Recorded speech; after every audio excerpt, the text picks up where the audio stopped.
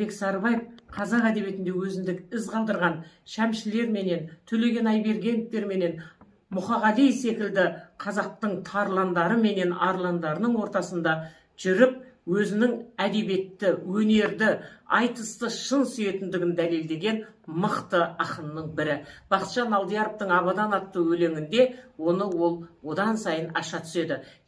Айтыстағы Бекарыс Шойбеков пенен Жәкен Омаров нағыз Қаныбек Сарыбаев ағамыздың шәкірттері.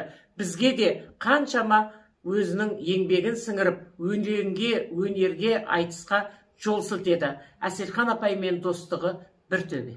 Алматыда менің есімім Сұңғатұлы Ерасыл, Қазыбек би атындағы номер 14 орта мектебіне келіп отырмын.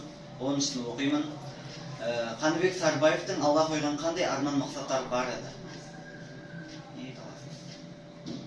Енді арман мақсаты көп қой не екенін өзі енді тума талант болды, ақындықтың сөзі көп қазіргі ақындар енді ұйқас көп жазады ғой. Мен ұйқас көп жазған емес. Мен таза талант деп ойлаймын бойында. Енді өзіне енді абайда негізі өзі пір тұтты.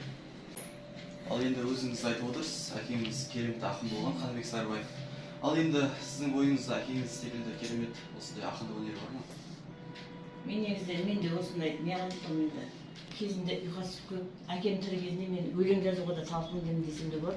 Сонда енді өзімді қинап енді өлең жазып жаңағы. Сол кезде айтатын екен. Ол өлең бар ма кітаптарда баршы, жанрда емес әңгіме деген.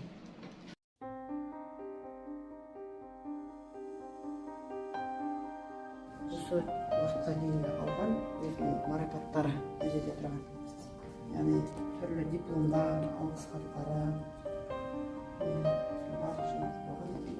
елбасының алғыс хатын алған екен.